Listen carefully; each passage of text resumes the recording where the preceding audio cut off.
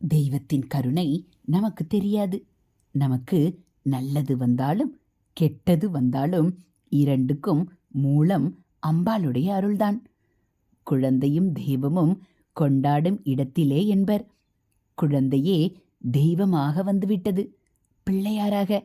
அதனால் அவரை குழந்தை சுவாமியாக கொண்டாடுகிறோம். இறைவனே அனைத்தையும் பார்த்து கொள்வார் என்று எண்ணுதல் கூடாது. நமக்கு பொறுப்புணர்வு மிகவும் அவசியம். செம்பை தேய்த்து கழுவினால் மறுநாளும் அழுக்காகும், மறுபடியும் தேய்க்க வேண்டும். அதுபோல் நம் மனதையும் தினசரி செய்யும் பூஜைகளால் சுத்தம் செய்ய வேண்டும். நம் துக்கங்கள் அனைத்தையும் அறிவாகிய தண்ணீரில் அமுக்கிவிட வேண்டும்.